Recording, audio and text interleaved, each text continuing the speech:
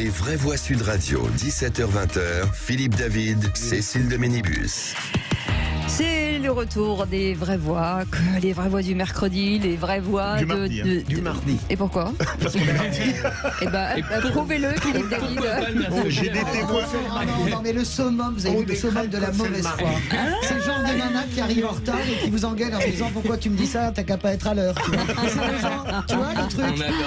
Le truc, c'est dingue. Qui disait le réel est rationnel, Oui. tandis que vous, Cécile, le réel est Cécile de Ménibus. Voilà, exactement. C'est mon Non monde. mais ça il va falloir le garder. On est mercredi, prouvez-le. Alors là, j'en ai fréquenté des gens. Même Ségolène Royal n'ose pas faire des trucs comme ça.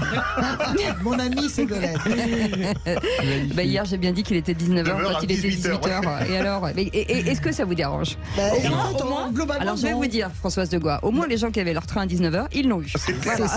Non mais globalement ça nous dérange pas, mais on pourrait déjà commencer à essayer de garder une forme normale à cette émission. Au moins 5 minutes, au moins 3 minutes. Le Au compte, moins c'est une dur à minute. prouver.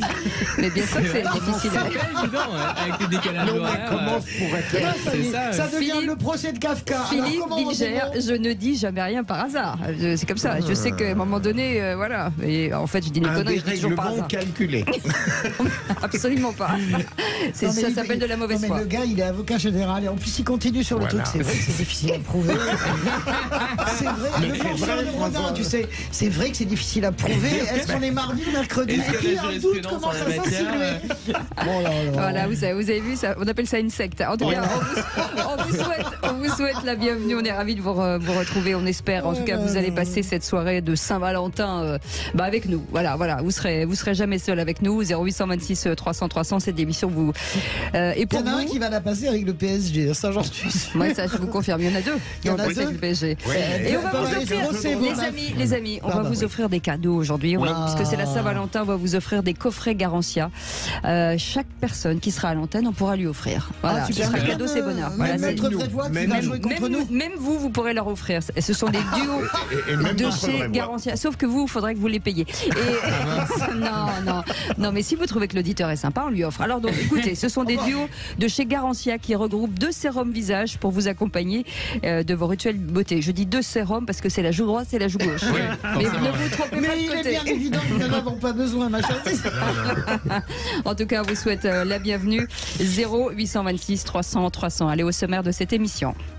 Faut-il faire payer les patients qui posent des lapins aux médecins? C'est à 17h30, un sujet de santé publique. 6% à 10% des patients ne se présentent pas à leur consultation par oubli ou incivilité, faisant perdre près de 2 heures par semaine aux médecins, soit l'équivalent de 27 millions de rendez-vous chaque année. Philippe. Oui, le Sénat souhaite mettre en place un dispositif, je cite, dissuasif et responsabilisant qui redonnera du temps médical utile aux médecins. Est-ce que vous trouvez scandaleux qu'on puisse planter un rendez-vous sans l'annuler et vous dites c'est normal, il faut en assumer les conséquences, ou vous dites bah tant pis, c'est pas grave, c'est véniel? On vous attend au 0826 300 300. En tout cas, vous êtes 60% à nous dire que oui, il faut faire payer les patients qui posent des lapins. Eh ben oui, Tom, c'est comme ça. préparons-nous parce que je pense que je ne vais pas supporter cette discussion longtemps. Quand je vois les yeux qui roulent de Philippe David. Je pense à vos rendez-vous chez le psy, c'est pour ça. Allez, on continue. Il est bon, il est Le bon. sommaire de l'émission à 18h30, le coup de projecteur des vraies voix après le gouvernement. Les syndicats critiquent eux aussi la stratégie d'obstruction systématique de la France insoumise sur les dossiers de retraite, cher Philippe. Oui, pour le secrétaire général de la CFDT, Laurent Berger, les milliers d'amendements déposés sont une, je cite, connerie de LFI. Et pour Philippe Martinez de la CGT, plus d'amendements retirés, et il demande les amendements retirés et un vote rapide pour pouvoir mieux négocier. Vous trouvez que ces amendements c'est de l'obstruction parlementaire ou vous trouvez que c'est la guérilla parlementaire et que c'est comme ça que ça marche? On vous attend au 0826 300 300. Mais ils sont retirés. Et donc à la question, les Seulement syndicats 1000. peuvent-ils pousser la France insoumise à réviser sa stratégie d'obstruction? Vous dites oui pour l'instant, petit 57%. Vous nous appelez 0826 300 300. Bienvenue, c'est les vraies voix jusqu'à 20h.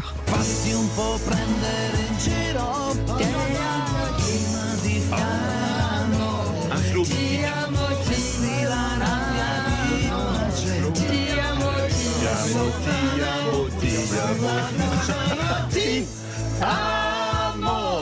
Ti amo,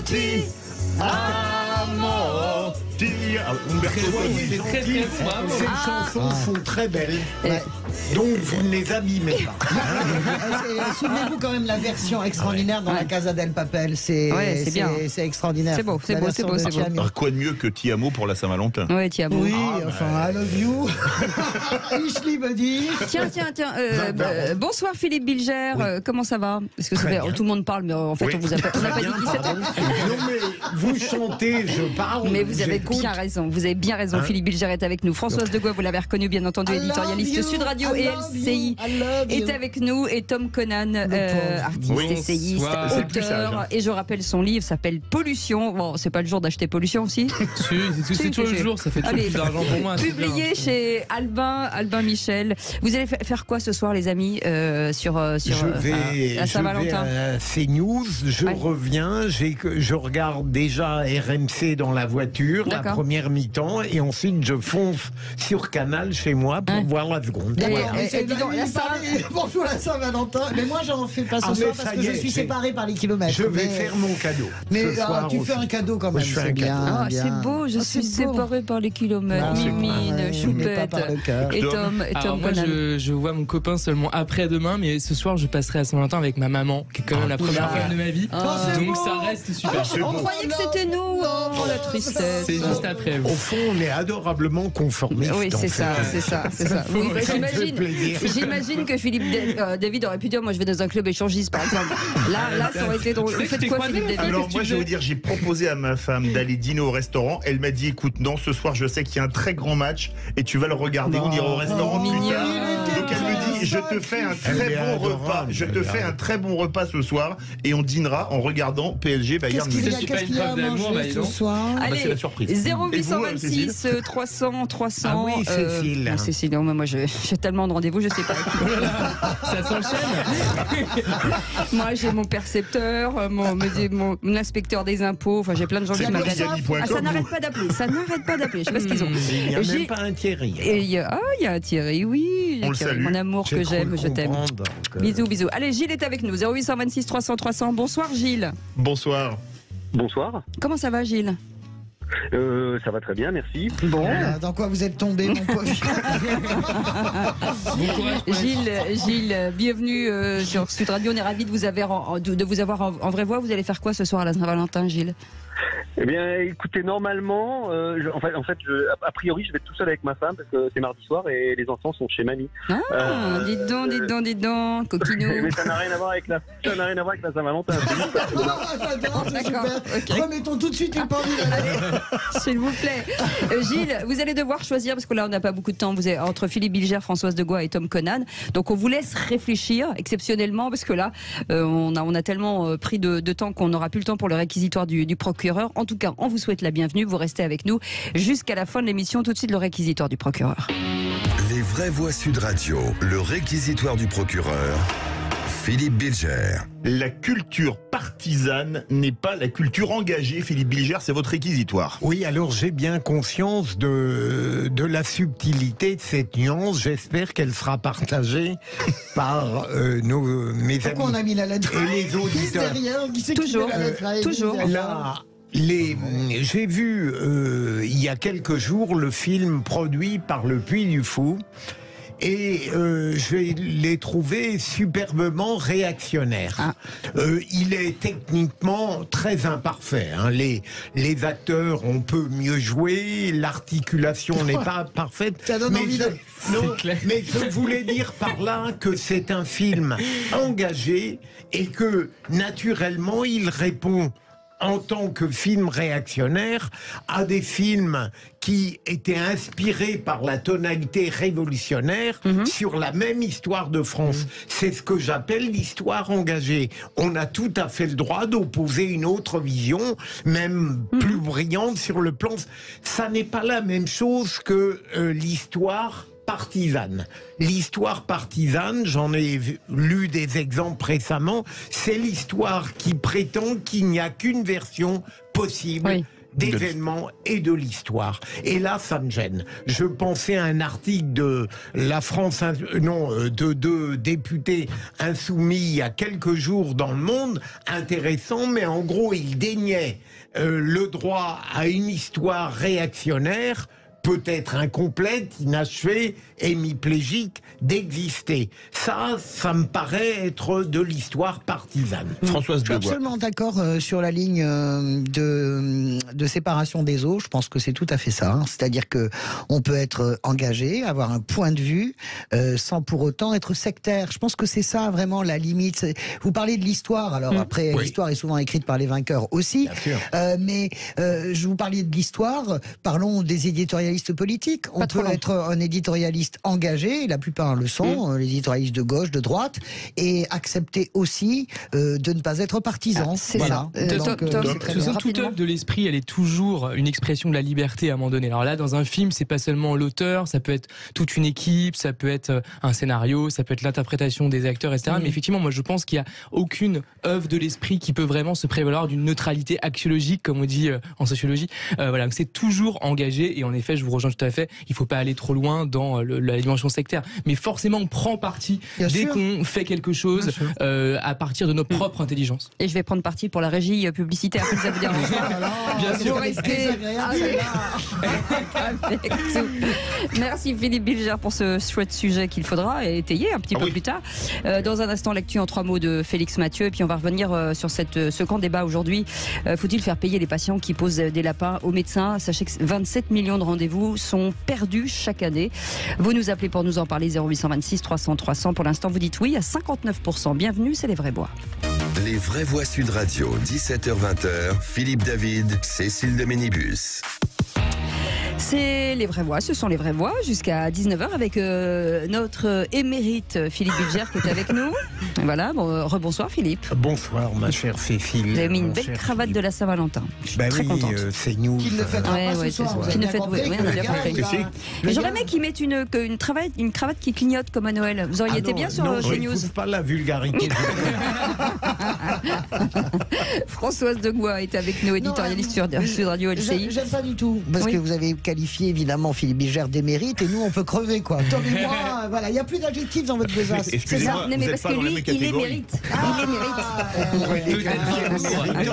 Et Tom Conan est avec nous, auteur, La pollution, publiée chez Albin Michel. Voilà, tout de suite, dans un instant, faut-il faire payer les patients qui posent des lapins aux médecins?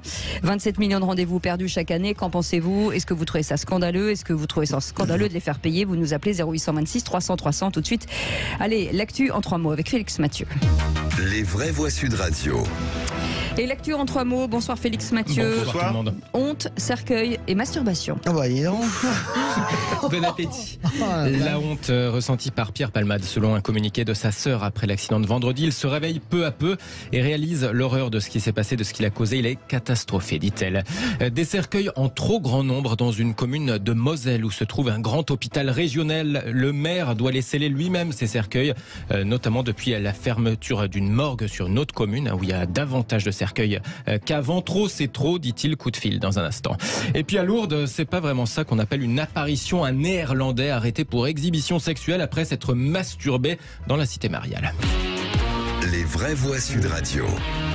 Pierre Palmade a honte, il assumera toutes les conséquences de ses actes, selon un communiqué de sa sœur. Il se réveille peu à peu, réalise l'horreur de ce qui s'est passé, de ce qu'il a causé. Il est catastrophé, déclare Hélène Palmade, qui a pu le voir à l'hôpital où il est soigné. Il assumera toutes les conséquences de ses actes avec la conscience terrible, dit-elle, qu'il ne pourra jamais réparer le mal qu'il a fait. C'est ce qu'ajoute son texte. Après la collision de vendredi dernier, le pronostic vital de l'enfant de 6 ans serait toujours engagé, tout comme celui de la femme enceinte de 27 ans qui a perdu son bébé. Dans cette triste affaire, on l'apprend cet après-midi, le SDF alcoolisé qui s'était fait passer pour l'un des passagers de l'humoriste a reconnu avoir menti. Il évoque un pari. Enfin, selon le Parisien aujourd'hui, en France, la maison de Pierre Palmade a été visitée cette nuit sans qu'on sache s'il s'agit d'un hasard, d'un cambriolage d'opportunité ou bien de dissimulation de preuves. Pierre Palmade avait été testé positif à la cocaïne. Dans son communiqué, en tout cas, sa sœur ajoute l'idée d'avoir détruit la vie de cette famille le dévaste. Il prie, et nous avec lui, pour qu'il s'en sorte avec le moins de séquelles possible. Et de conclure, aussi vain que cela puisse paraître, Pierre leur demande pardon du plus profond de son âme. Le réveil va être terrible. Oui. C'est terrible. J'ai appris qu'il a quitté le service d'urgence. Il est allé dans le service de chirurgie digestive. Il est évident, il avait indiqué qu'il ne se souvenait de rien. Mais je constate que là, il a une attitude moralement impeccable. Mais évidemment, il n'a pas, me semble-t-il, d'autre choix que d'être effondré par ce qu'il a commis. C'est sûr. Françoise. Voilà, je suis. Que dire J'ai que du chagrin pour tout le monde, pour cette famille, et puis un peu moins pour lui, parce qu'il est le responsable. C'est un grand garçon, même si on connaît ses addictions, mais je vois pas comment lui-même peut se relever de cela quand on connaît sa personnalité extrêmement sensible. Voilà. Ça n'empêche pas d'avoir du chagrin pour lui, de la situation. C'est terrible. Même s'il l'a provoqué. Tout est un désastre, en fait. Voilà. Dans cette histoire, tout est triste, tout est dur, voilà. Il y a beaucoup de choses qui sortent, la solitude morale, l'addiction à la drogue, la solitude sexuelle aussi.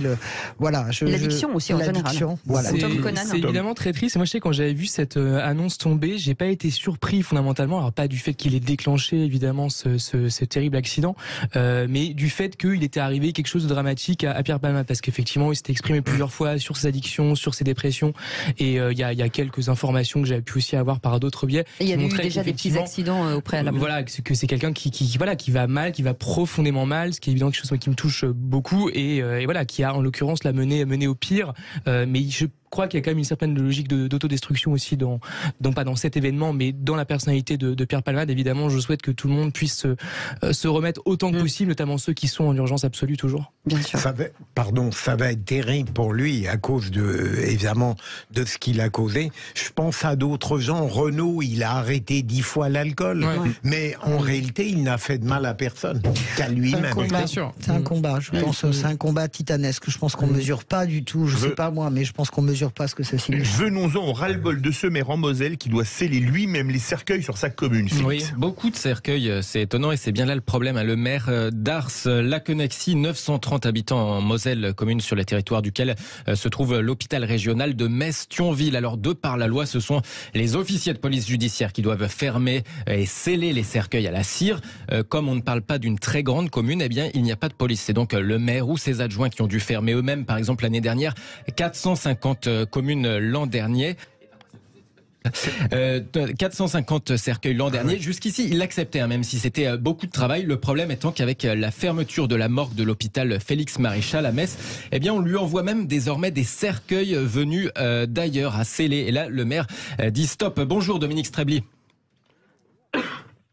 Est-ce que vous nous entendez, Dominique Strebly? Oui, vous m'entendez là? Oui, on vous entend. Bonsoir, bienvenue. Bonsoir, bienvenue. Vous êtes le maire d'Ars-Laquenexy en Moselle. C'est courant ça, des maires comme ça de petites communes qui se retrouvent à devoir fermer tant de cercueils, ou c'est un cas très particulier du fait que vous ayez un grand hôpital sur une commune qui n'est pas si énorme que ça? Non, c'est pas courant, mais ça aurait tendance à se généraliser puisque les hôpitaux quittent les centres-villes et aurait tendance à se mettre en périphérie. Donc dès qu'on sort de la ville et qu'on se met en périphérie d'une grande ville, on tombe rapidement sur une petite commune. Donc ce qui est le cas chez moi, on a sorti l'hôpital de centre-ville à Metz pour la poser chez moi sur la petite commune. Et puis donc voilà, ça fait 12 ans que cet hôpital est en place. Et petit à petit, l'État ne joue plus son rôle. Enfin, l'administration de l'hôpital ne joue plus son rôle et pour un souci de personnel, de gestion, ferme les chambres funéraires et rapatrie tout chez moi. Donc, à moi et mes services de faire le travail. Et donc là, du coup, ce qui se passe, c'est que vous allez refuser de sceller vous-même des cercueils qui viennent d'ailleurs, quoi. C'est ça? Alors, il y avait une entente qui avait été passée à l'ouverture de l'hôpital. Donc, on a fait le travail, on a respecté notre parole, mais là, on nous rajoute une charge de travail. Donc, j'ai dit stop. Bon, je prends certains risques puisque j'ai écrit au préfet qui m'a... Alors ici, on a en Alsace-Moselle qui n'a pas de pouvoir de substitution, mais il m'a rappelé à la législation en me disant que dans tous les cas de figure, c'était chez moi, lors de la mise en bière, c'est chez moi qu'on devait poser des scellés. Eh ben. Ça représente vraiment... Pardon. Non, je vous en prie, Philippe. Non, j'allais dire, pour une fois, une expression que je déteste, qu'on utilise à tout bout de champ, le travail de deuil a du sens. Oui, ça c'est sûr. C'est sûr. Merci beaucoup en tout cas. Merci Dominique Straville. Merci monsieur le maire d'avoir été avec nous. La Connexie en Moselle. Et on termine avec cette scène qui a choqué des passants dans la rue de Londres. Lourdes, pardon. Une apparition d'un genre plutôt inapproprié il y a une semaine dans la cité mariale, comme nous le rapporte la Dépêche du Midi. Un Néerlandais âgé de 50 ans sera jugé le 14 mars prochain pour une raison pas très catholique, pour avoir montré son exhibition sexuelle à Lourdes, en l'occurrence masturbation sur la voie publique. Le quinquagénaire néerlandais nie les faits. Il s'en expliquera donc devant la justice dans un mois. Sauf que ça commence à faire beaucoup sur place. Déjà fin janvier, un habitant de Lourdes avait été condamné en récidive à 16 mois de prison ferme pour des faits exactement similaires, comme nous le rapporte la Dépêche. 16 mois car son casier judiciaire n'était pas vierge. Ce quadragénaire avait déjà eu 8 mois de sursis lors d'une précédente masturbation publique. Et on sait où, ça m'intéresse. On sait à quel endroit. À Lourdes. Non, mais je veux dire à quel endroit. Est-ce que c'est devant dans la cité mariale? Est-ce que c'est dans le sanctuaire? Non, pas dans le sanctuaire, dans les rues. Donc, quel est l'intérêt que des gens se masturbent à Lourdes? Moi, je suis de Lourdes, donc honnêtement, c'est une ville tout à fait ordinaire. Si c'était... Il manque un peu quand même de culot. Je pense qu'ils auraient mieux fait de faire ça dans le sanctuaire. Là, ça avait du sens. Ne les engagez pas, Françoise. Franchement. Merci beaucoup, Félix Mathieu. Vous restez avec nous. On revient dans quelques instants sur ces médecins qui sont en colère, qu'on leur pose des lapins systématiquement. On va en parler dans quelques instants. Est-ce que vous pensez qu'il faut faire payer les poseurs de lapins aux médecins? Et pour l'instant, vous dites oui à 61%. On va en parler dans quelques instants. Vous nous appelez 0826 300 300 et dites-nous, est-ce que vous avez déjà posé des lapins? Ça vous est arrivé? Ou vous prévenez pas? Nous appelez, vous dites la vérité, parlons vrai, c'est notre claim. Ça démarre bien cette émission. Allez, à tout de suite. Vous avez demandé les vraies voix, ne quittez pas, on vous passe les bonnes personnes. Philippe Bilger est avec nous, Françoise de Gouy est avec nous, Tom Conan est avec nous, Philippe David bien entendu. Vous êtes là Philippe, on vous entend pas? On est toujours là. Si. Levez le bras, parce qu'on vous capte pas. C'est bon, toujours prêt. Toujours là. J'ai même touché son crâne tout à l'heure, il allait très bien. Vous avez touché son crâne tout à l'heure? Oui. Ah ouais, d'accord. C'est un peu bizarre ce qui se passe. Je sais pas ce qui s'est passé dans le couloir, je suis pas sûr que ce soit le crâne qui a été touché, mais enfin je crois qu'il y a un sujet Saint-Valentin entre les deux. Je voulais voir ce que ça faisait. Allez, bienvenue dans les vraies voix. Tout de suite, le grand débat du jour. Les vraies voix Sud Radio, le grand débat du jour. Il est souvent compliqué d'obtenir un rendez-vous chez eux. Pourtant, les médecins constatent de plus en plus de consultations manquées. Chaque année, ce sont 28 millions de rendez-vous qui ne seraient pas honorés. Par oubli ou négligence. En moyenne, 2 rendez-vous chaque jour. Soit 40 minutes de perdu par jour et par médecin. Les rendez-vous non honorés, ce sont les nouveaux patients. Donc, ils ne nous connaissent pas, ils ne peuvent avoir aucun grief. Certains patients prennent plusieurs rendez-vous sur les plateformes et n'en honorent qu'un seul, par convenance personnelle. Quand un rendez-vous est bloqué, il est pris à quelqu'un. Et quand vous regardez ça sur le plan national, ça équivaut à sortir du soin, en équivalent temps plein, 4 000 à 8 000 médecins par jour. Et là, on prive de rendez-vous des patients qui auraient pu venir. Et c'est notre question du jour. Faut-il faire payer les patients qui posent des lapins aux médecins? Pour l'instant, vous dites oui à 61%. Un sujet de santé publique. Certains pensent qu'entre 6 à 10% des patients ne se présentent pas aux consultations par oubli ou par incivilité, vous l'avez entendu, faisant presque 2 heures par semaine aux médecins, soit l'équivalent entre 27 et 28 millions de rendez-vous perdus chaque année, Philippe. Oui, le Sénat souhaite d'ailleurs mettre en place un dispositif, je cite, dissuasif et responsabilisant, qui redonnera du temps médical utile aux médecins. France Assos Santé dénonce une taxe lapin absurde et en totale contradiction avec la réduction des inégalités sociales de santé. Vous trouvez que c'est normal? On prend rendez-vous, on doit assumer? Ou vous dites, écoutez, tant pis, c'est comme quand vous n'allez pas au restaurant après avoir réservé? Venez nous le dire au 0826 300 300. Et pour en parler, Jean-Paul Hamon est avec nous. Bonsoir. Bonsoir. Président d'honneur de la Fédération des médecins de France. Juste un petit tour avant de revenir à vous, Jean-Paul Hamon. Philippe Bilger, qu'est-ce qu'on peut dire de ça? Est-ce qu'à un moment donné, il faut les faire payer? Est-ce que ces gens qui n'ont, soyons clairs, aucune éducation, parce que c'est ça aussi, c'est quoi le sujet? Justement, Cécile, Philippe, j'allais dire, une objection à mon affirmation finale, c'est que tout ça rentre dans un immense déficit de savoir-vivre. Lorsqu'on ne va pas quelque part, on prévient. Alors, on pourrait dire, on ne va pas le faire pour toutes les transgressions du savoir-vivre. Mais là, semble-t-il, sur le plan médical, et je dirais même sur un plan plus festif, dans les restaurants, par exemple, dans la mesure où les médecins disent que l'une des petites causes du fait que la clientèle ne trouve plus de médecins, c'est le fait que beaucoup de personnes ne disent pas qu'elles ne viendront pas. Je pense qu'on pourrait aller jusque-là. Alors Tom, je ne savais pas qu'on payait si peu. Vous parliez d'Uber. Il ne s'agit pas de faire payer le montant exact de la consultation, mais ce serait une bonne chose de mon point de vue. Françoise Degouin, je suis pas du tout d'accord. Mais non, mais c'est complètement débile. Écoutez, honnêtement, je vois bien ce que ces chiffres peuvent avoir d'impressionnant, mais si vous dites que ça correspond à 10% des rendez-vous, donc c'est 27 millions sur 270 millions ou 300 millions, on va quand même pas expliquer le malaise et la difficulté de la santé publique aujourd'hui par ces gens qui, par simple oubli, par même complexité. Je vous rappelle que il faudrait quand même s'interroger, se demander... Comment on peut oublier un rendez-vous chez un médecin ? Mais on peut oublier un rendez-vous chez un médecin, on peut oublier un rendez-vous. Enfin, moi, je sais pas, ça m'est jamais arrivé parce que je vais jamais chez le médecin. Mais la difficulté déjà pour trouver un rendez-vous, est-ce qu'il est normal que nous ayons confié au numérique entièrement, je pense à Doctolib, le fait qu'on puisse maintenant prendre ces rendez-vous. Je veux dire, c'est pas des oublis, ce sont des gens qui prennent plusieurs rendez-vous et qui du coup prennent. Écoutez, moi, cette explication me saoule. On a un problème, on va pas commencer à taxer. Alors, ils sont malins, les sénateurs de droite. Hein. Alors, dès qu'on leur dit il faut un impôt de solidarité, il y a personne. Mais alors, là, pour entrer dans une sorte d'ordre de morale, il arrive que les gens oublient. Je ne pense pas que c'est ça qui met en danger le système de santé. Ça, c'est le premier point. Et deuxième point, pour des gens qui sont contre toute forme de taxe, là, d'un seul coup, on met des taxes morales. Mais qu'est-ce que ça veut dire ? Quand on va taxer, alors, mais, vous savez, c'est la porte ouverte à toutes les conneries. Fabriquer plus de médecins et surtout payer mieux les médecins. Je pense que les médecins arriveront à se passer de 2 heures de perte de rendez-vous si vous arrêtez de les payer comme au lance-pierre et si vous augmentez le prix de la consultation. Ben, je pense que les médecins râleront moins sur des petits détails. C'est pas le cas. Je pense que c'est pas une bonne idée effectivement de mettre une taxation d'une manière ou d'une autre. En revanche, c'est vrai que je pense que justement les systèmes pas une taxation, c'est un dédommagement. Non, voilà, mais bon, je suis assez hostile à ça, même si moi-même, c'est beaucoup d'argent pour les gens. Quand je donnais beaucoup de cours particuliers, parce qu'à un moment donné, je donnais énormément de cours particuliers pour financer mes études. Des cours de particuliers sur culture quoi ? générale, de philosophie, mathématiques, pour préparation SPO, des choses comme ça.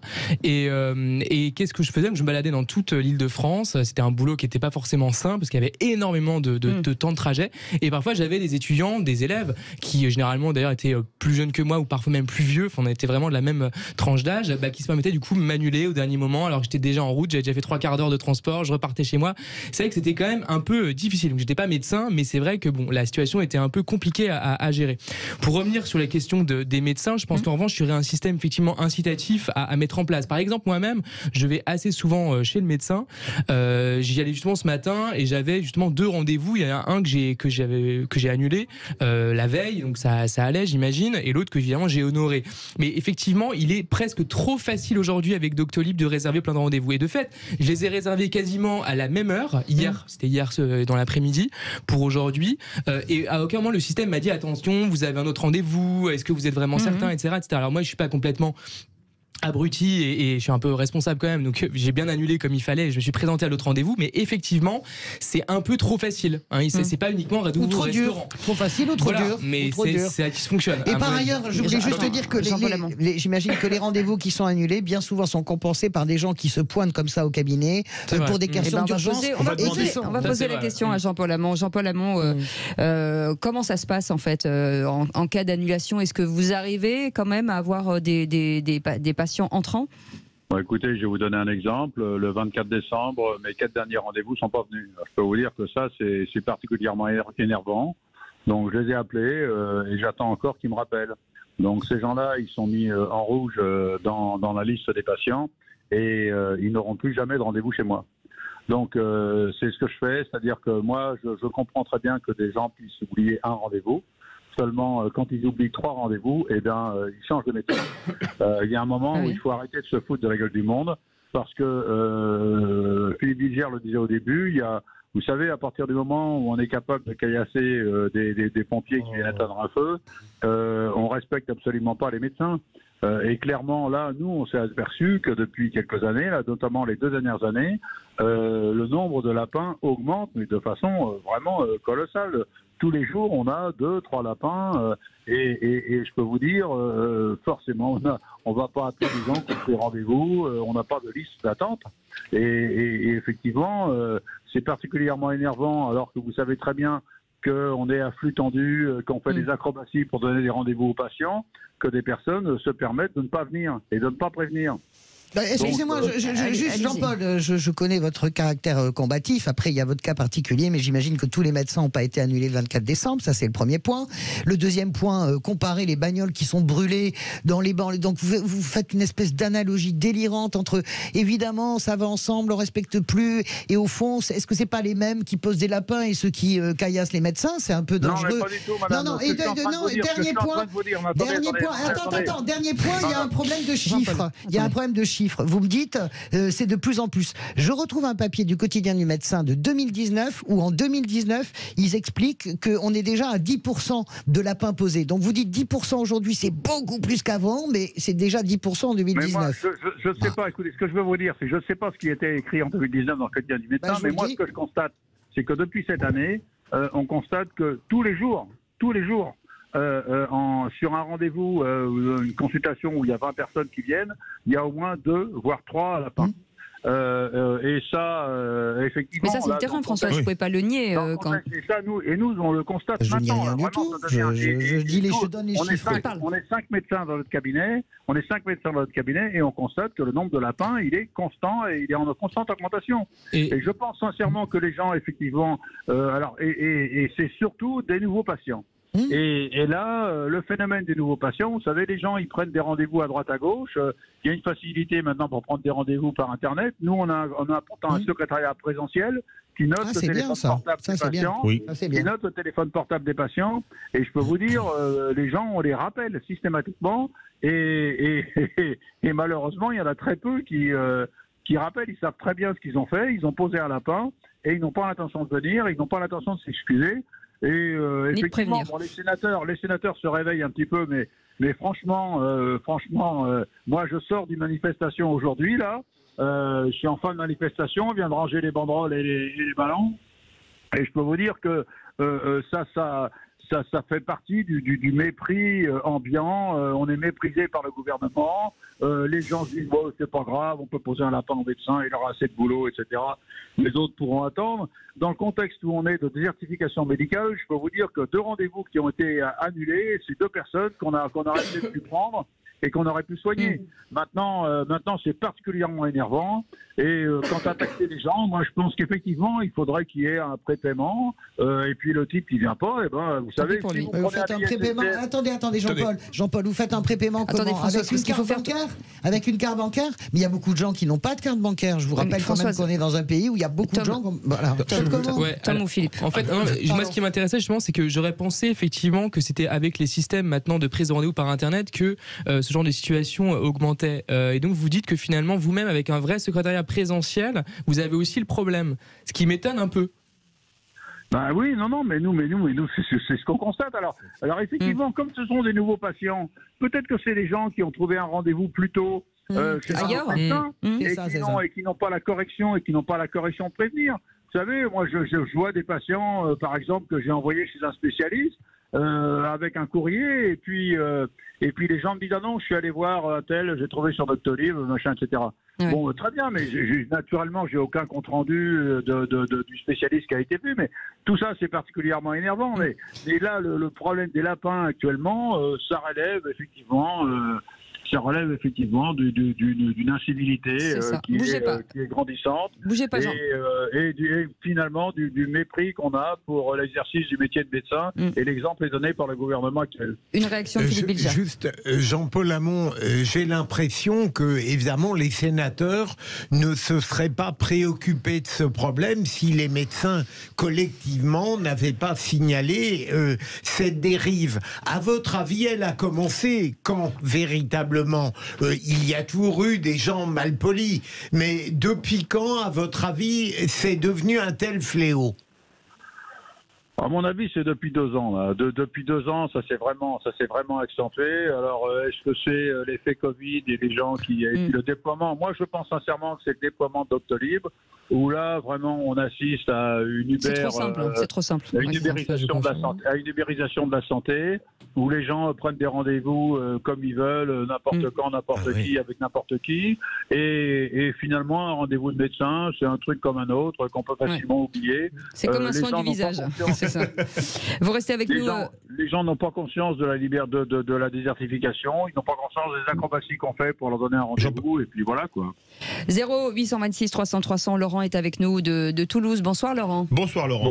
Bonsoir à tous, enchanté de vous parler, ça fait vraiment plaisir. Alors, j'entends tout ce qui se dit, mais c'est vrai que c'est difficile pour les médecins, mais pour les patients aussi, et surtout les nouveaux patients, surtout après cette période de Covid. Je prends mon exemple personnel. Je suis arrivé dans la ville de Toulouse il y a maintenant 1 an et demi, 2 ans. Pour avoir un médecin, il fallait faire de la prospection. C'était une procédure. Hein. Sortir un fichier Excel et faire ligne par ligne les médecins qui étaient dans la région. Ensuite, une fois qu'on avait un médecin, il fallait trouver celui qui était le disponible le plus tôt. Quand on a un enfant qui a la fièvre, on n'a aucune spécialisation en médecine ou quoi que ce soit, on ne sait pas trop quoi faire, on ne comprend pas ce qu'il faut, est-ce que c'est viral, est-ce que c'est bactérien, qu'est-ce qu'il faut faire exactement, quel type de médicament il faut donner pour pas le mettre en danger, voilà. C'est un petit peu difficile aussi pour la patientèle, parce qu'on parle bien d'une patientèle, de trouver un médecin qui est disponible. Et des fois, moi je vous dis la vérité, je fais vraiment de la prospection, mais c'est pareil pour les spécialistes, hein, même pour les orthophonistes, on fait de la prospection pour essayer de trouver celui qui donne le délai le plus court. Mais Laurent, il y a une dernière chose qu'il faut dire aussi, c'est qu'ils refusent aussi des clients. C'est-à-dire que moi j'ai trouvé ça fou que je passe 30 appels et que sur ces 30 appels, il y en a aucun qui me dise oui, on accepte les nouveaux clients. Pour avoir vécu à Toulouse, c'est 6 à 8 mois pour un rendez-vous chez l'ophtalmo, par exemple. Voilà, c'est énorme. Oui, vous, Laurent, vous êtes enclin à ce qu'on fasse payer les patients qui posent des lapins ?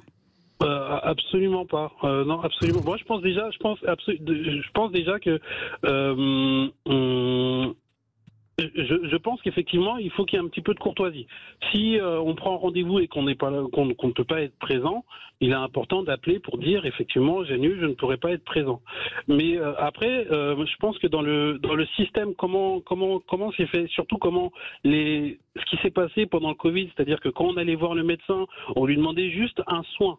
C'est-à-dire savoir ce qu'on peut faire pour un petit peu se calmer ou quoi que ce soit, pour avoir pour une médication, n'importe quoi. C'était apprenez un Doliprane. On donne 25 € un Doliprane. Ouais. Alors, à un moment, je comprends que les gens, ils ont pu penser, et même l'autorité, je me rappelle, moi j'avais un médecin de famille qui s'appelait Monsieur Docteur Levent. Il suivait, il faisait les palpations, il regardait si on n'avait pas des ganglions. Là maintenant, enfin moi je travaille pour l'action sociale. Maintenant je dis aux salariés, si vous allez voir un médecin, eh bien il va juste vous dire par rapport à votre mot, prenez tel médicament. Mais si vous allez dans un centre de santé, on va vous faire un soin complet. On va essayer de trouver ce qui va pas. Laurent, restez avec nous. On va faire réagir Jean-Paul Hamon. Est-ce que si tout le monde venait au rendez-vous, est-ce que ça vous permettrait aussi de gérer mieux votre temps et prendre un peu plus de temps avec vos patients ?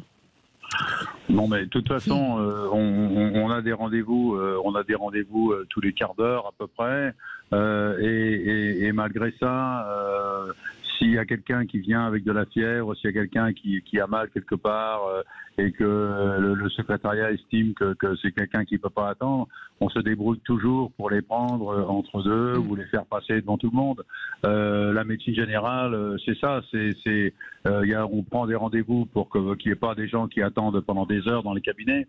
Mais on aménage aussi des plages pour prendre justement les urgences ou les rendez-vous urgents. Mais c'est pas toujours simple. Et c'est vrai aussi que maintenant beaucoup de personnes ne le comprennent pas. Moi, quand je faisais mes premiers remplacements, je partais faire un accouchement alors qu'il y avait une salle d'attente qui était pleine, et je revenais 2 heures ou 3 heures après, et la salle d'attente était là, plus les gens qui s'étaient rajoutés, et personne ne râlait. Tout le monde comprenait que. Mais maintenant, si moi je quittais mon cabinet pour faire une urgence, quand je reviens, ce sera l'émeute. Oui, c'est ça. Parce que les mentalités ont malheureusement changé, et et tout ça rend le métier d'autant plus difficile. Ouais. Et c'est clair que là, moi, quand j'entends que le patient se plaint qu'on lui donne un Doliprane, c'est vrai que si vous avez une pathologie virale et puis qu'il n'y a pas d'antibiotique à donner, on se contente de donner du sérum physiologique pour un sélénarine, on donne du paracétamol, c'est vrai. Mais c'est pas pour ça qu'on n'a pas examiné la personne et qu'on n'a pas jugé qu'elle n'avait pas besoin d'autre chose. C'est aussi simple que ça. On comprend. Merci beaucoup, Jean-Paul Hamon, en tout cas président d'honneur de la Fédération des médecins de France. Laurent, vous êtes avec nous. On va vous offrir un coffret Garantia. Donc ce sont des sérums, 2 sérums pour un rituel beauté. Donc vous allez pouvoir offrir à la personne de votre choix. On est ravis de vous l'offrir. Super Saint-Valentin, génial. Et voilà. Vous aviez soit ça, soit Philippe David. Comme ça, alors, si je peux demander dans le pack Philippe David, aussi Philippe Bilger, ça serait bien qu'il vienne à Toulouse et qu'il puisse faire son institut aussi à Toulouse, ça serait top. Je serais ravi. Il serait ravi. Écoutez, organisé et voir un match en même temps. Hein. Et en revanche, Tom, rien, Françoise, rien, moi, rien. Merci beaucoup, Laurent. On connaît Toulouse, c'est pas une belle ville, de toute façon. Mais qu'est-ce qu'elle raconte? Laurent, on vous embrasse. Merci d'être avec nous. Vous restez. On revient dans un instant. À tout de suite pour le quiz de l'actu. À tout de suite. Les vraies voix Sud Radio, 17h-20h. Philippe David, Cécile de Ménibus. Bienvenue, c'est les vraies voix. Philippe David est avec nous jusqu'à 20h, bien entendu, avec Philippe Bilger comme vraie voix aujourd'hui, avec Françoise Degois, avec Tom Conan qui est avec nous, et puis notre invité, vraie voix, Gilles est avec nous. Gilles, vous êtes avec nous? Oui, tout à fait. Oui, ne bougez pas, tout de suite, le quiz de l'actu. Les vraies voix Sud Radio, le quiz de l'actu. Et la thématique aujourd'hui, c'est qui a chanté? Et qu'est-ce qui a chanté l'original exactement? Et que des choses. Gilles, il va nous dire. Si. Gilles, vous jouez avec qui? Contre qui, pardon. Contre qui? J'ai pas envie de jouer contre Françoise parce que je pense qu'elle va gagner. Donc on joue ensemble contre quelqu'un, on va plier quelqu'un. Vas-y. Je veux bien jouer contre Philippe Bilger. Vous m'avez déjà plombé, c'est très navire. Allez, on y va, on écoute. Alors, qui c'est qui a chanté l'original? On écoute.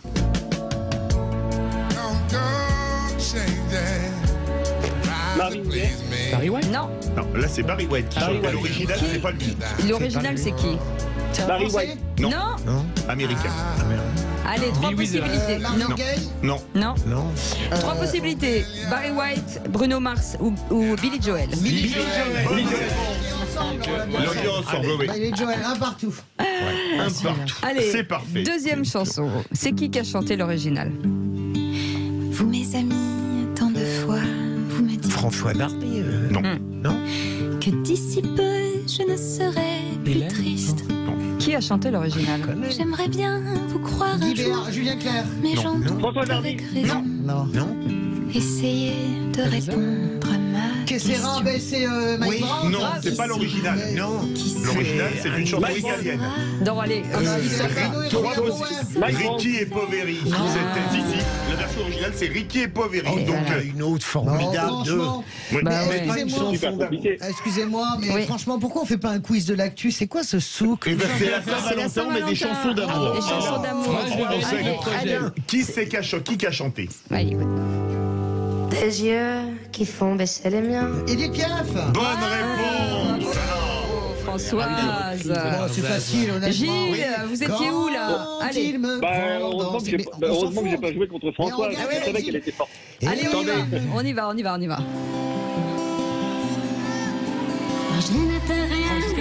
Bonne réponse de Tom Conan. Reprise de Francis Cabrel, je l'aime à mourir. Excuse-moi, on est à 5 à 1, mon pauvre. Ce qui est rassurant, c'est que Philippe Bilger, il est pas meilleur que moi. Non, mais t'es avec Gilles.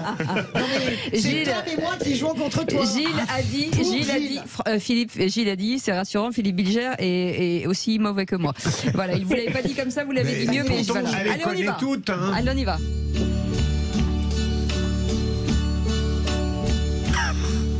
And now... Claude François. Bonne réponse, Françoise Degois. Et je crois que c'est Monsieur Gilles qui avait gagné. En fait, on les connaît tous. Voilà, mais tu lui as fait quelque chose quand même à Gilles, à mon de ami couture. Mais oui, on va lui offrir, mais il va rester avec nous jusqu'à la fin de l'émission. On va lui offrir un coffret Garantia. Voilà, les duos, mais c'est voilà, 2 sérums pour 2 rituels de beauté, ça nous fait plaisir, on vous l'offre. Mais de toute façon, vous restez avec nous, Gilles, puisque vous êtes notre vraie voix jusqu'à 19h. Dans un instant, avec vous, avec plaisir. Voilà, dans un instant, le coup de gueule de Philippe David, ça fait du clic sur les réseaux sociaux. Et puis, vous savez, notre sujet, juste après le tour de table de l'actu, dès 18h30, on reviendra sur les syndicats qui critiquent eux aussi la stratégie d'obstruction systématique de la France Insoumise. Est-ce que vous pensez finalement que ces syndicats peuvent pousser la France Insoumise à revisiter, en tout cas à réviser la stratégie d'obstruction? Pour l'instant, vous dites oui à plus de 60%. À tout de suite. Avec des vraies voix chatoyantes aujourd'hui. Philippe Bilger est avec nous, Françoise Degois est avec nous, Tom Conan est avec nous. Chatoyant, lumineux, solaire, intelligent. Intelligent. Ça peut-être trop loin. Ouais, ça vous est trop loin. Vous emballez. C'est sûr qu'il ne peut pas être concerné par le sujet de l'intelligence instauré depuis des années. Évidemment, on a beau chercher, on creuse. Oui, mais rappelez-vous votre mère. Oui. Pardon, oula, non mais tu es tellement intelligent, Philippe David. Maman, j'espère que tu écoutes. Et vous savez pourquoi on est 2? Parce qu'on a un cerveau pour 2. Philippe David, on se partage. Là, ici, à nous 3, il y a 600 de QI à peu près. Et là, à vous 2 au bout de la table, on arrive péniblement à 90. 90. Alors, on pensait à 3, vous alliez dire. Ah non, mais ici, la place, c'est comme la voiture, c'est limité à 90. Donc on peut pas dépasser, même si on voulait. Et on est même passé aux 80 depuis Édouard Philippe. Hein. La méchanceté. La méchanceté. Regardez-vous dans une glace, vous verrez que des jaloux. Allez, tout de suite, le coup de gueule. Les vraies voix Sud Radio. Et je voudrais pousser un coup de gueule contre l'invitation d'un tueur en série, Charles Sobrage, dit le serpent, dit le cobra, qui vient de sortir de prison au Népal après 20 ans d'incarcération et qui fait le tour des médias français. Il a fait 7 à 8 sur TF1, là il était sur le service public samedi dernier. Et je vais rappeler quand même, puisque certains médias qui l'invitent semblent avoir oublié, que Charles Sobrage a tué au moins 9 personnes, au moins 9, qu'il en a drogué et dépouillé nombre d'autres, et qu'il est soupçonné au total d'une trentaine de meurtres dans des conditions sordides. Une de ses victimes, au moins un jeune Turc qui s'appelait Vitali Hakim, ayant été brûlé vif. Vous pardonnerez quand même, la méthode peu amène. Alors je me pose une question, et même plusieurs. À leur sortie de prison, Marc Dutroux et Patrice Allègre, tu as Patrice Allègre et Libérable d'ailleurs, auront-ils l'honneur d'aller sur les plateaux de télévision? Personnellement, j'ai envie de vomir en pensant aux victimes de Sobrage, et je pense que leurs familles, quand elles ont vu ces interviews, ont dû vomir pour de bon. Je conclurai d'un seul mot: quelle époque. Bah oui. Hein. Après. Pardon. Non, allez-y. Malheureusement, ça ne date pas d'aujourd'hui, mais lui, il est particulièrement odieux, ses crimes. Moi, j'ai toujours dénoncé, mais moins bien que vous, Philippe, à quel point les médias n'avaient pas de morale. Je veux dire, lorsqu'un criminel, un accusé qui a commis le pire, certes, il a purgé sa peine, parfois de manière très réduite. Il sort de prison, il écrit un livre, seul ou en compagnie, et immédiatement on l'invite sans penser à ce qu'il y a d'indécent là-dedans. Alors, c'est vrai, mais en revanche, je pense pas qu'il faille forcément y voir de la morale. Les médias doivent rendre compte de ce qui est, de ce qui existe, y compris des phénomènes les plus atroces, voire monstrueux, entre guillemets, même si je pense qu'aucun humain peut vraiment être considéré comme un monstre à proprement parler.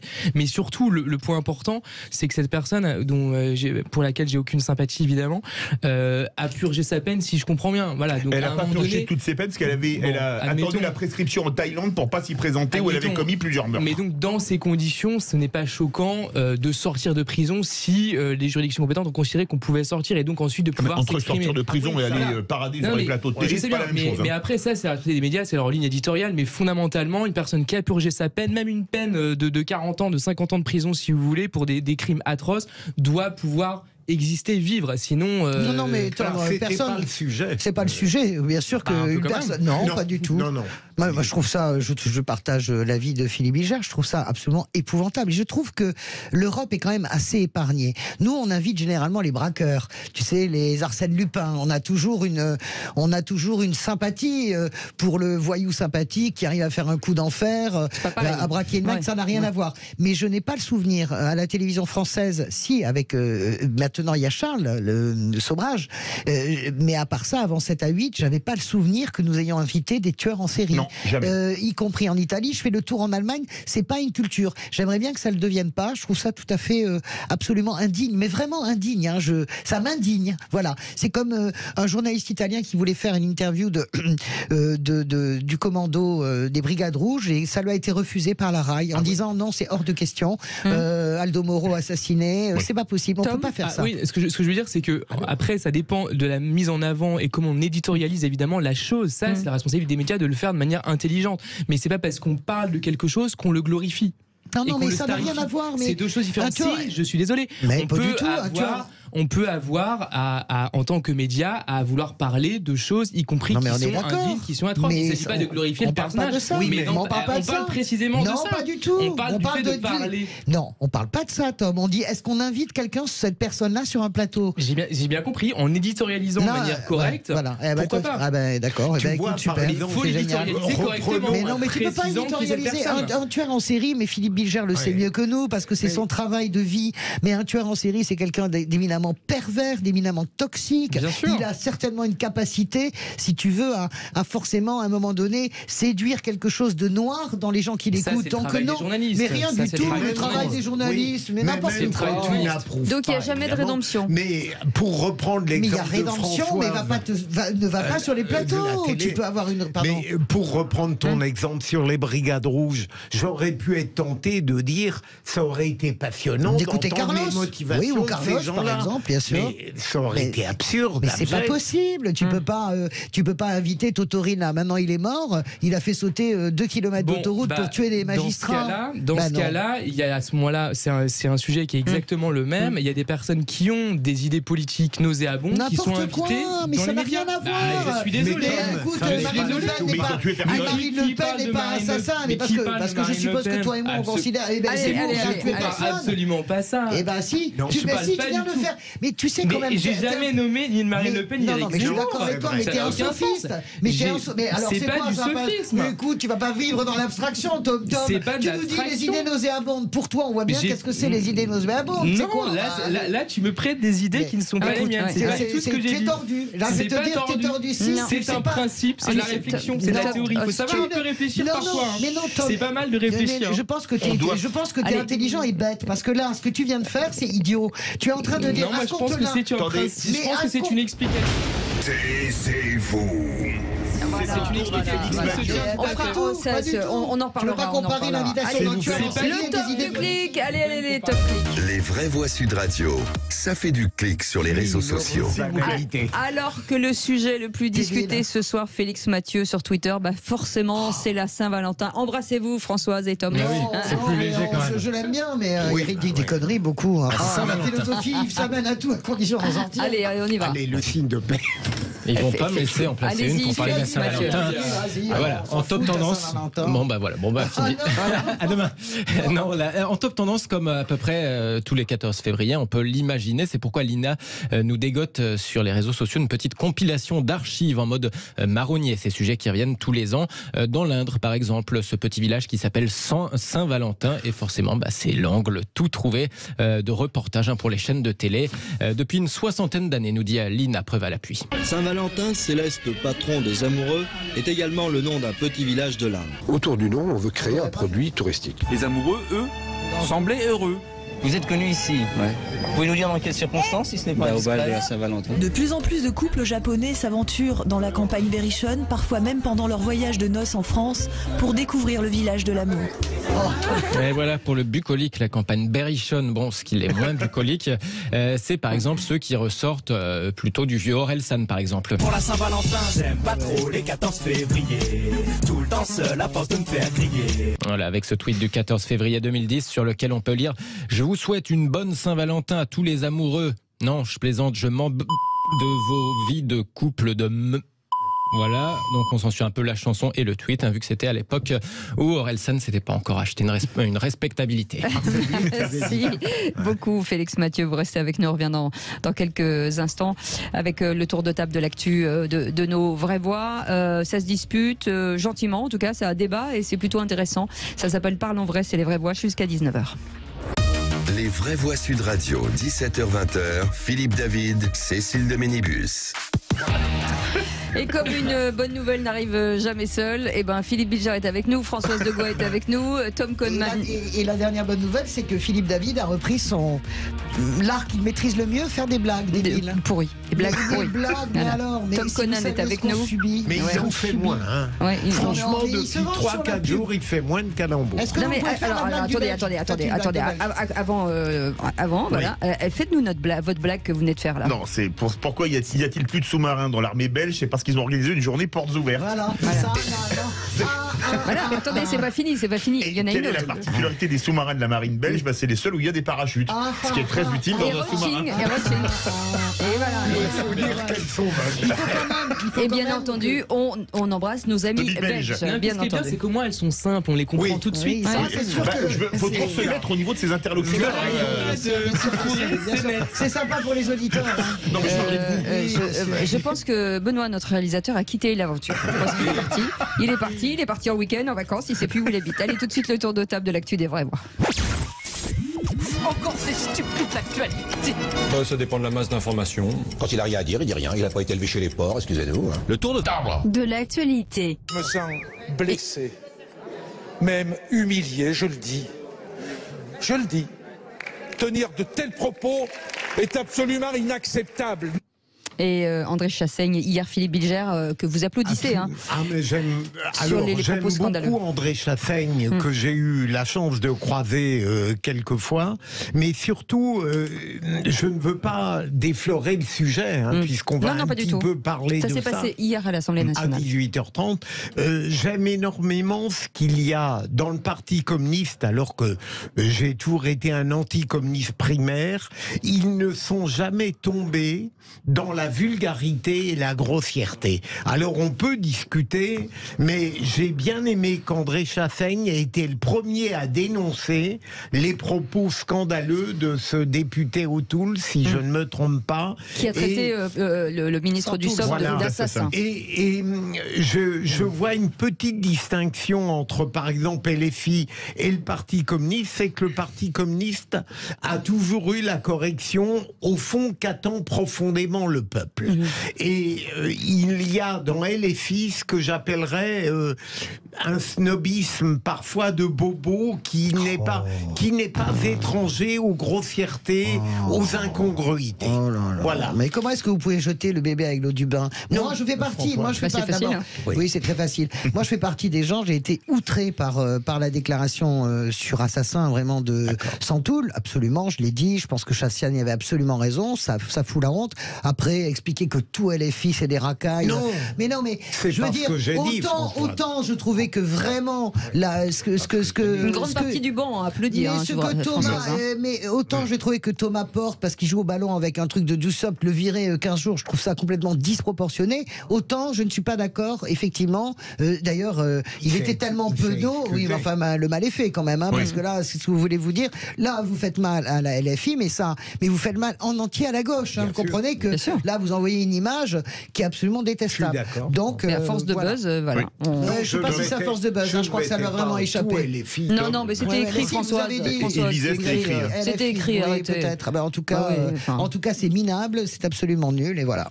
Il mérite d'être sanctionné très sévèrement. Non, mais ces thèmes-là, effectivement, sont toujours un peu symptomatiques. Moi, je me rappelle plus dans un genre différent d'un tweet récemment que Cécile avait commenté sur un député qui avait utilisé comme ballon la Thomas tête. Porte. Ça.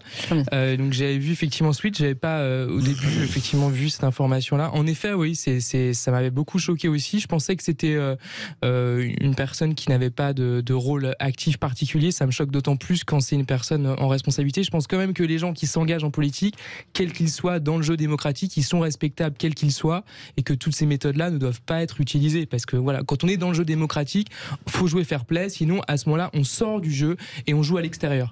Et on joue solo. Françoise Degois, ce coup de gueule sur les chiffres du chômage, bis repetita. Et d'ailleurs, bis repetita, et je ne suis pas la seule dans ce combat sur la forfanterie et le côté fier à brin de ce gouvernement, et surtout surtout, comment dirais-je, du patron de Renaissance, car Elisabeth Borne est venue à mon secours. Pourquoi ? Parce que ce matin, alors là, ça tweet de tous les côtés, Stéphane Séjourné, le plus bas taux de chômage depuis 40 ans en France, 7,2, pendant que les gens se battent à l'Assemblée, on est géniaux, etc. Sauf que ça n'est pas vrai. Elisabeth Borne corrige 2 heures après en expliquant non, c'est pas le taux le plus bas, c'est le deuxième taux le plus bas. On est déjà descendu en dessous de cette barre en 2008 au moment du quinquennat de Nicolas Sarkozy. Ça, c'est le premier point. Donc, les clairons, les tambours, les trompettes pour faire tomber les murs de Jéricho, moi, je n'en peux plus. Et j'ai trouvé ça très bien que Borne corrige. J'ai trouvé ça assez mignon. Et le deuxième point, c'est que, bien sûr, on a les chiffres maintenant définitifs du nombre de radiations. Je vous le donne en mille et mille. 500 000 personnes radiées en 2022. Vous imaginez comment on peut claironner que ça va mieux sur le plan de l'emploi. Je pense qu'évidemment, il y a du mieux, il y a des emplois qui sont créés, mais quand vous radiez 500 000 personnes, et de l'aveu même du patron de Pôle emploi, de l'aveu même, c'est vrai, parfois un rendez-vous qui saute, un rendez-vous oublié, ou un courrier qui est mal arrivé, paf, on radie. Plus des, comment dirais-je, de plus en plus de pression mise par l'administration sur les chômeurs. Voilà, je n'en peux plus qu'on joue comme ça avec les chiffres. C'est insupportable parce que derrière les chiffres, il y a des vies de gens. Voilà. Et ce qui baisse, c'est peut-être artificiellement le chômage, mais ce qui augmente, c'est la pauvreté en France. Pardon. Ce qui m'intéresse, François, c'est que vous avez l'air d'être un peu sur une autre longueur d'onde que lorsqu'il y avait eu notre. Non, je suis sur la même. C'est la même. Son explication était magnifique. Oui. Mais j'avais l'impression que vous étiez moins. Non, pas du tout. Que vous ne parliez pas de falsification. Si, je pense qu'on falsifie. Bien sûr, vous voulez que j'appelle un chat un chat. Non, mais parce que là, vous parliez de radiation, c'est pas bien. Mais c'est de la falsification. J'avais l'impression que vous étiez moins dénonciateur. Non, mais je dénonce encore plus fort si vous voulez. 500 000 personnes pour des prétextes qui n'en sont pas. On a compris. Voilà. Saint-Valentin, parlons cinéma. Écoutez. Dis-moi, est-ce que je peux te poser une question ? Quand on faisait l'amour, est-ce que tu simulais ? S'il y a un domaine où je n'ai jamais simulé, c'est bien celui-là. Alors moi, il y a un truc que je comprends pas. Si tu es un homme, comment tu peux avoir envie de faire l'amour avec moi ? C'est parce que je suis gay. Et voilà, un homme heureux. Un film assez original. Oui, alors c'est un film qui sort effectivement demain en salle avec Fabrice Lucchini, Catherine Fro. Moi, j'aime énormément ces deux acteurs. Ils ont énormément de talent et je trouve qu'ils choisissent toujours des films. Voilà, ils choisissent toujours déjà des films qui sont bons généralement. Donc c'est toujours un gage de confiance. Et ensuite, effectivement, la thématique est passionnante. C'est effectivement l'histoire d'un maire dans le nord de la France qui est en pleine campagne électorale et il apprend à ce moment-là qu'effectivement sa femme, jouée par Catherine Fro, avec qui il est depuis 40 ans, en fait se sent comme étant un homme, et donc elle souhaite mener une transition et aller jusqu'au bout. C'est une véritable réflexion, etc. Donc évidemment ça va chambouler beaucoup ses plans, à la fois son rapport amoureux par rapport à elle et sa compagne en même temps. Et donc en fait c'est à la fois très drôle et en même temps c'est vrai que le thème de la transition, effectivement le fait de changer de genre, de sexe, et la transition vraiment après qui a plusieurs formes évidemment, mais sous une forme médicale, lorsqu'on menait effectivement le processus jusqu'à son terme. C'est quelque chose qui est extrêmement intéressant. C'est un sujet qui est quand même pas très souvent traité dans les médias, dans la culture à proprement parler. Là, évidemment, c'est au cinéma et en plus avec des acteurs qui sont des figures du cinéma français. Je trouve ça très intéressant et d'avoir choisi Lucchini, qui est parfois associé comme ça, en fonction de ses propos, à une stature un peu réactionnaire, un peu conservatrice. D'ailleurs, même il reconnaît qu'il est réactionnaire sur un sujet. Je trouve que c'est le choix parfait pour justement aller, pas forcément conquérir, mais en tout cas présenter le sujet, le dédramatiser de façon auprès différente. de ceux qui connaissent pas forcément ces thématiques-là. Absolument. Vous irez le voir. Raison, Tom. Catherine Fro, elle a l'art de jouer des pièces. Je pense à une pièce récente, Lorsque l'enfant paraît, d'André Roussin. Elle paraît désuète, mais elle pose des problèmes. C'est formidable. C'est extraordinaire. Je pense que Catherine Fro est une très grande actrice. Lucchini, moi, me fatigue. Maintenant, ça fait des années que Lucchini me fatigue. Oui, parce que je trouve que Lucchini devient une caricature de Lucchini de plus en plus. Je le regardais mais dans ce film, il est sobre. Mais s'il est sobre, parce que quand il est sobre, je suis d'accord avec toi, il est exceptionnel. films en général. Et je trouve, voilà, eh bien, il est insupportable, il se caricature lui-même. Je trouve que c'est un très bon choix et ça donne envie d'aller le voir. J'imagine Catherine Fro. La bande-annonce est dingue et Catherine Fro a dit, un homme heureux, ouais, ça sort demain. Elle a dit qu'elle avait failli, elle ne savait pas comment le prendre et qu'une fois qu'elle l'avait prise, elle adorait. Vous restez avec nous, allez, dans un instant. Après le gouvernement, les syndicats qui critiquent aussi la stratégie d'obstruction systématique de la France insoumise sur les dossiers de retraite. On en parle dans quelques instants. Vous pouvez bien entendu réagir 0826 300 300. On vous souhaite la bienvenue jusqu'à 19h. Les vraies voix Sud Radio, 17h-20h, Philippe David, Cécile de Ménibus. Bienvenue dans les vraies voix avec nos vraies voix. Ils écrivent des livres, ils les lisent parfois aussi. Voilà, ils lisent la presse. Vous nous livrez un scoop là. Ils savent tout faire. Philippe Bilger est avec nous, Françoise Degois est avec nous, Tom Conan est avec nous. Et tout de suite le coup de projecteur des vraies voix. Les vraies voix Sud Radio, le coup de projecteur des vraies voix. Alors bien sûr, cette information après le gouvernement, les syndicats qui critiquent eux aussi la stratégie d'obstruction systématique de la France insoumise sur les dossiers des retraites. Philippe. Oui, pour le secrétaire général de la CFDT, Laurent Berger, les milliers d'amendements déposés sont, je cite, une connerie de LFI. Philippe Martinez de la CGT va dans ce sens et souhaite qu'avec plus d'amendements retirés, un vote sur l'allongement de la retraite à 64 ans ait lieu avant la fin des débats. Est-ce que vous pensez que les syndicats peuvent pousser LFI à réaliser sa stratégie d'obstruction? Et vous êtes 57% à dire oui sur Twitter. Et puis vous continuez de nous appeler 0826 300 300. Arnaud Benedetti est avec nous. Bonsoir. Bonsoir. Bonsoir. Merci de nous accorder votre temps. Vous êtes rédacteur en chef de la revue politique et parlementaire. Philippe Bilger. On sent que les syndicats poussent un petit peu là. Oui, alors je voudrais aller très vite. Quelques idées force, enfin j'espère. Vous surestimez. Non, mais d'abord, je continue à penser que certains à LFI ont un comportement parlementaire qu'on n'a jamais connu auparavant. Deuxième élément, j'y vois avec plaisir un risque de fracture au sein de la NUPES.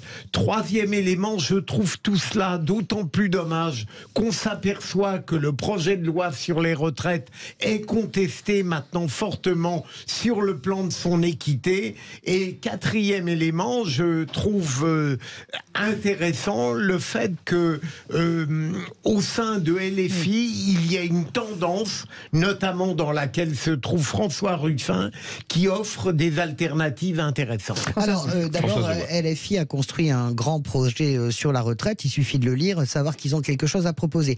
Moi, je voudrais juste donner une explication que je comprends. D'abord, il n'y a pas de fracture au sein de la NUPES, puisque hier, c'est les socialistes qui a annoncé qu'il y a 1000 amendements qui étaient retirés pour pouvoir voter l'article 2. D'ailleurs, ça n'est pas qu'à LFI. Il y a l'idée que si on va au vote et que c'est voté parce qu'au dernier moment on achète quelques députés, les Républicains, avec par exemple la question des annuités, eh bien la mobilisation syndicale tombera. Et entre le moment de vendredi où il faut aller au vote, ça doit se terminer vendredi à minuit, et le 7 mars, il y a cet inconnu de est-ce qu'on arrivera à remobiliser si ce fameux article 7 est voté comme ils le pensent. Il y a une crainte de l'opposition. Pour le moment, il y a les Républicains qui résistent. Il y a une crainte de voir au dernier moment les Républicains, et il y a même des gens, vraiment des gens très célèbres à LFI, qui pensent que Emmanuel Macron, il a déjà son nombre de voix chez les Républicains.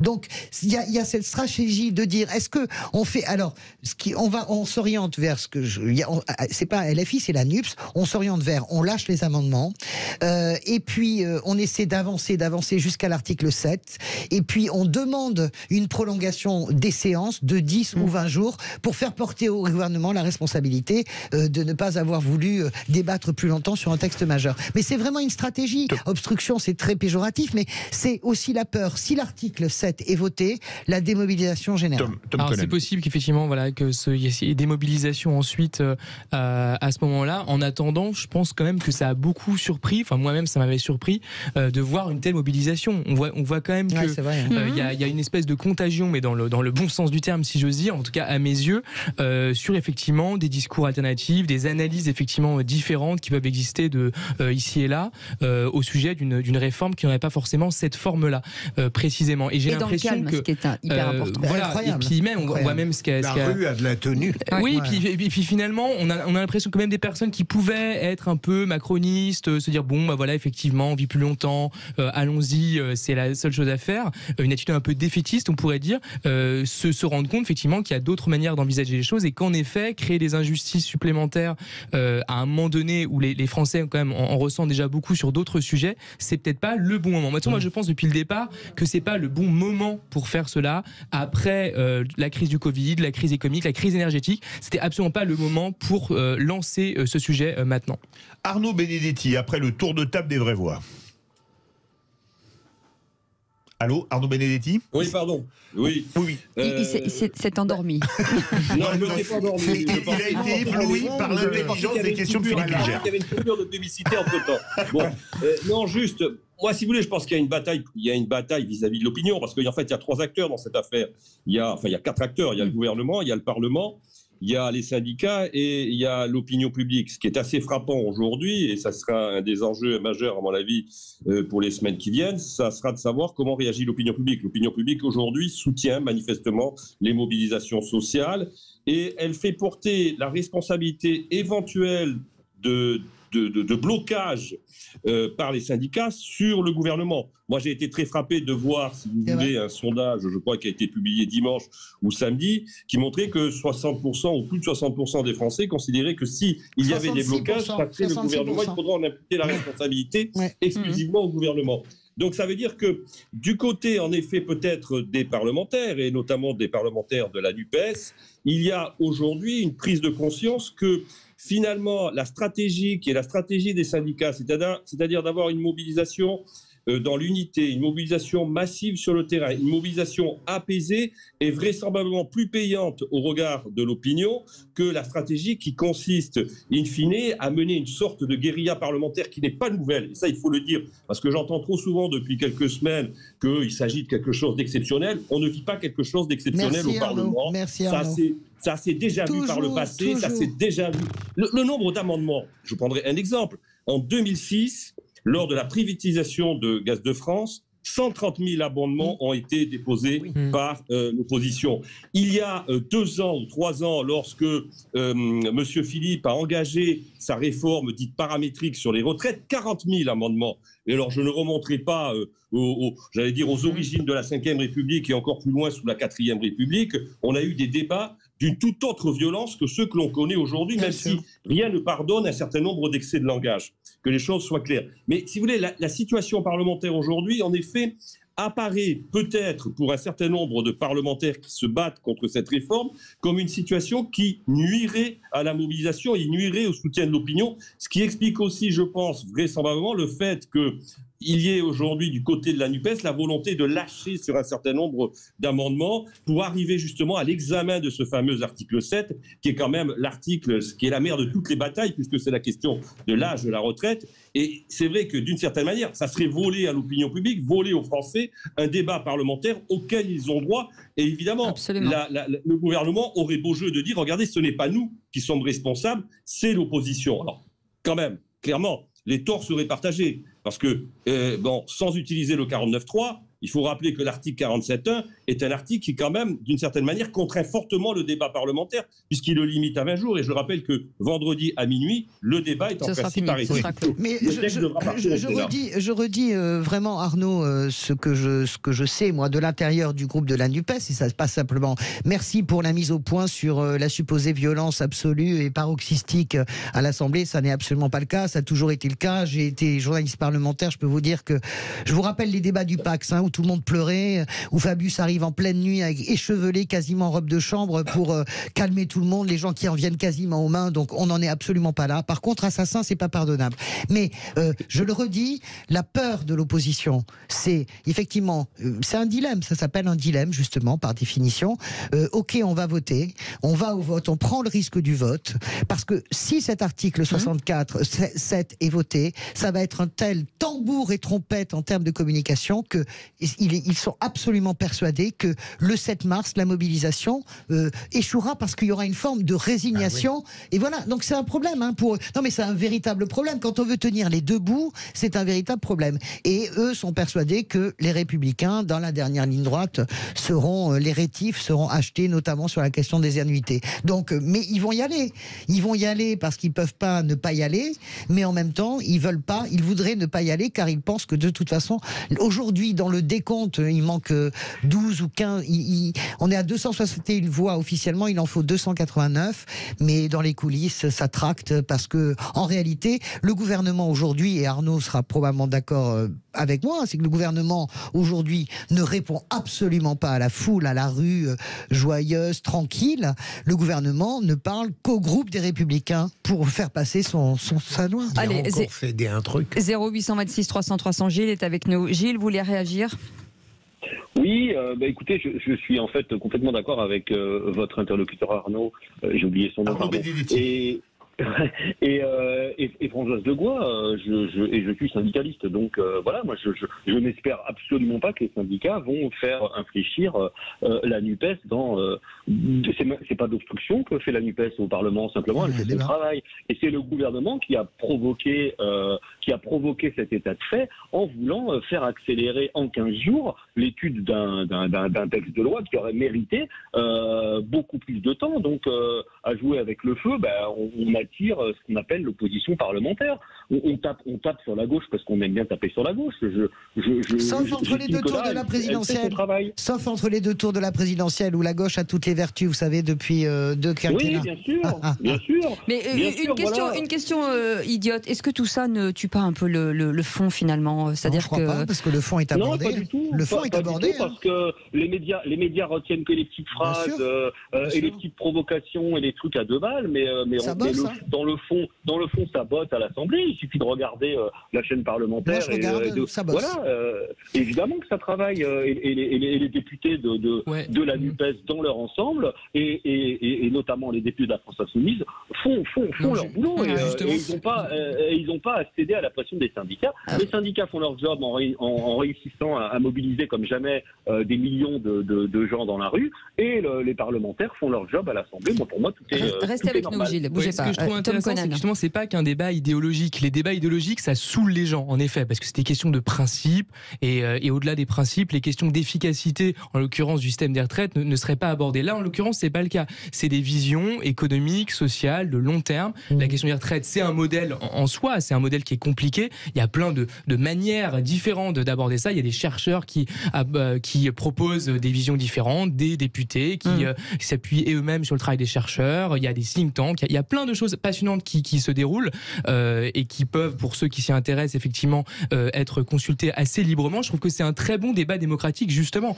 parce qu'une fois ensuite, on sait très bien que l'âge est modifié, il y a un effet cliquet, c'est-à-dire que on reviendra jamais dessus exactement, et surtout on pourra après sans cesse dire attendez, il y a quelques années on a augmenté l'âge de départ, là entre temps on a gagné 6 mois d'espérance de vie, on va réaugmenter, et donc à ce rythme-là, alors moi je serai à la retraite à 72 ans. Tom, tu vois, c'est bien, c'est très bien ce que tu dis, je suis d'accord, c'est une vision de la société, mais c'est vrai, c'est faux l'effet cliquet, parce que quand Mitterrand revient en 81, il la ramène à 60 ans. C'est un des rares exemples. Je voudrais vite demander à Arnaud Benedetti deux choses. D'abord, Arnaud, est-ce que votre argumentation, ne confond pas, le processus parlementaire qui a toujours été effervescent, voire violent, avec un certain nombre d'attitudes psychologiques, intellectuelles, grossières. Il me semble qu'on n'a jamais vu depuis quelques jours une telle grossièreté systématique à l'encontre des autres être mise en œuvre de cette manière. Deuxième élément, si Françoise a raison, comment se fait-il que les syndicats soient si pressés d'arriver au vote de l'article 7 alors que probablement il sera voté et contrairement à ce qu'ils souhaitent. J'ai l'explication. Allez-y. Vas-y Arnaud. Alors peut-être que sur la première, pour répondre sur la première question, certes il y a peut-être un relâchement des comportements, mais enfin j'invite à aller lire le compte-rendu des débats ou le journal officiel des débats en 1947 ou en 1948, au moment des grandes grèves insurrectionnelles, et voir comment, par exemple, le ministre de l'Intérieur de l'époque, Jules Mock, se fait traiter, lui, un très grand résistant, par le groupe communiste. Donc, si vous voulez, là-dessus, il n'y a pas véritablement quelque chose de nouveau. Jules Mock se fait traiter d'assassin. Clairement. Léon Blum se fait traiter d'assassin et il ne va pas pleurer devant l'opinion publique parce qu'il se fait traiter d'assassin. Disons, d'une certaine manière, il assume sa capacité à être, je veux dire, traité très violemment par les oppositions. La visibilité n'est pas la même non plus. Il n'y a pas de réseaux sociaux, il n'y a pas de tout ça. Relis les notes sur le débat de l'IVG. Non, mais c'est pas visible. C'est visible que ce que Simone Veil ramasse. Mais c'est absolument visible. Sérieux. Attendez, que les choses soient claires, je ne justifie pas le comportement, mais je dis que ça a déjà existé. Alors, comparaison n'est pas raison non plus. Je suis tout à fait d'accord. Et c'est vrai qu'on peut considérer que le rôle d'une assemblée, c'est aussi d'être, j'allais dire, une instance de décompression des tensions qui existent dans la société. Et là, clairement, de ce point de vue-là, le moins qu'on puisse dire, c'est que pour l'instant, cette législature ne joue pas ce rôle. Mais pour une raison très importante. Non, mais sur les syndicats, Arnaud, sur les syndicats, c'est hyper important. Mais il va répondre. Sur les syndicats, moi je pense que les syndicats ont aujourd'hui quand même, pour un certain nombre d'entre eux, espoir que l'arithmétique n'est pas totalement perdue. Il y a quand même encore des questions qui se posent. Moi je ne sais pas quel va être le vote des Républicains, même si on peut penser qu'une partie des Républicains va voter ce texte. Mais je vois bien quand même qu'il y a des débats chez les LR. La question des 1200 € qui aujourd'hui revient très fortement dans le débat est un élément de perturbation pour un certain nombre de parlementaires. Donc il y a aussi du côté des syndicats la volonté d'aller jusqu'au bout du processus. De toute façon, les syndicats aujourd'hui, vraisemblablement, considèrent que la bataille qui se joue, c'est non seulement la bataille de l'opinion, mais c'est aussi la bataille du blocage. Parce qu'il y aura vraisemblablement le 7 mars, de la part des syndicats, des actions, ils l'ont dit, M. Berger, qui est pourtant le plus réformiste des syndicats, l'a dit, des actions qui visent tout simplement à faire pression sur le gouvernement en bloquant. On va voir si l'opinion publique va suivre, ce qui est probable en l'occurrence. Mais je crois qu'aujourd'hui, il y a deux jambes dans cette bataille. Il y a la jambe parlementaire, et on dit qu'on va jusqu'à l'article 7 parce qu'on se dit que peut-être on va trouver des moyens à un moment donné de faire reculer le gouvernement, ce qui sera quand même difficile, même parce que l'arithmétique n'est pas forcément très favorable. Et puis ensuite, il y a la bataille de la rue. La bataille des syndicats, j'ai une explication qui est très simple, c'est-à-dire qu'il y a Laurent Berger et Philippe Martinez, c'est assez étonnant, qui sont à la fin de leur mandat, tous les deux, et qui réussissent pour la première fois depuis 30 ans, ils effacent 30 ans d'humiliation et 30 ans d'échec depuis 95 des syndicats. On enlève 2010, ils effacent tout ça. Donc ils sont, je dirais, dans leur acmé. C'est vraiment les bouquets capitans pour eux. Et donc il y a un positionnement très politique de leur part.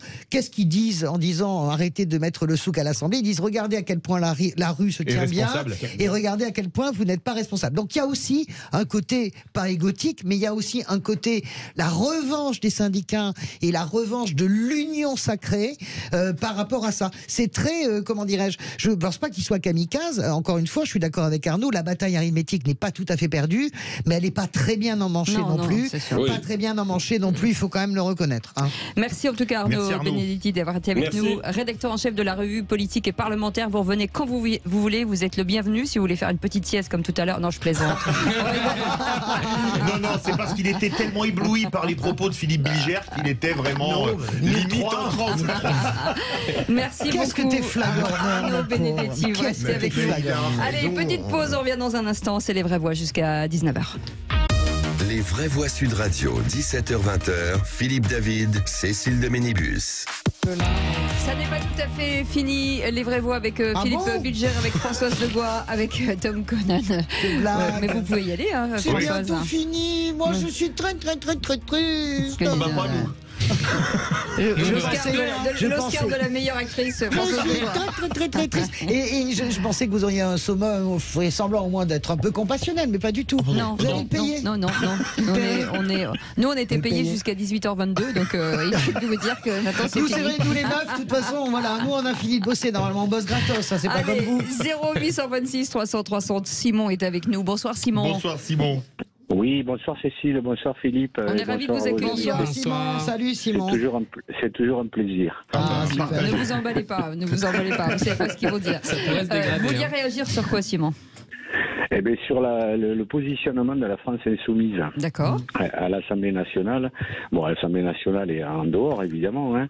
Bon, la France insoumise, évidemment, M. Mélenchon était un partisan de la 6e République.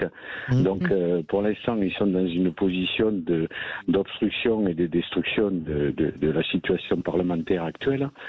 Et ce que je ne comprends pas, c'est à leur positionnement. Ils avaient la possibilité de voter une motion référendaire qui n'ont pas voulu voter juste par sectarisme, qui est de toute façon l'idéologie dominante de cette gauche. Voilà, alors qu'ils avaient la possibilité effectivement de stopper un peu tout ça grâce à ça, même si ça n'avait pas abouti au bout du compte, puisque le président est le seul maître à bord pour ça. Mais au moins ça aurait montré un positionnement, je veux dire, net et précis, et que ça aurait favorisé la population et ça aurait permis de prendre une décision démocratique.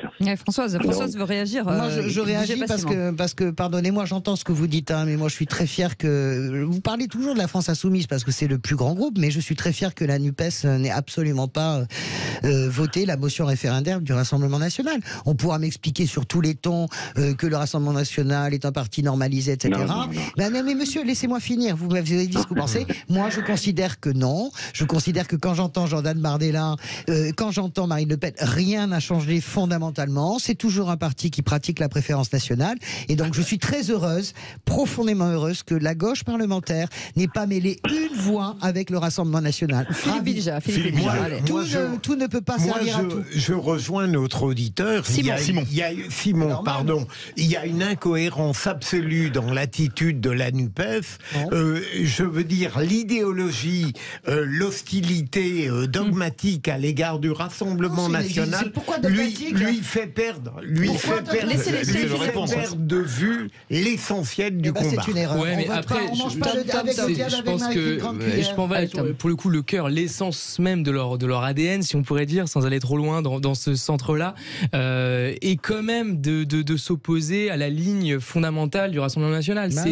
En fait, sinon, ça contredit totalement leurs engagements. Je comprends. C'est un parti politique. Un parti politique, il doit quand même être fidèle quand même à 2-3 principes, à sa stratégie. S'il le faisait pas, là, ça serait justement choquant, parce que finalement, quelle serait la raison d'être du coup de la NUPES? Quelle serait la raison d'être de la gauche et inversement de la droite? Simon, vous avez le mot de la fin. Simon, le mot de la fin. Oui. Alors moi, simplement, je pars d'un principe très net. C'est d'abord la défense de la population et de la démocratie. La fin justifie les moyens. Et on oublie les dogmes idiots qui sont complètement absurdes et sectaires et qui amènent justement à des décisions qui vont à l'encontre des décisions de la population. Amener les gens à aller dans la rue et continuer à poser des problèmes qui n'aboutiront à rien, je pense que c'est peut-être un moyen moins performant que la possibilité qui se présente à eux. Alors s'ils sont pas en mesure de choisir les armes qui sont à leur portée de main, je pense qu'il y a quand même un problème. L'idéologie ne doit pas primer. C'est pas l'idéologie, c'est la morale, monsieur. Libre à vous d'aimer un parti raciste, c'est votre problème. Merci.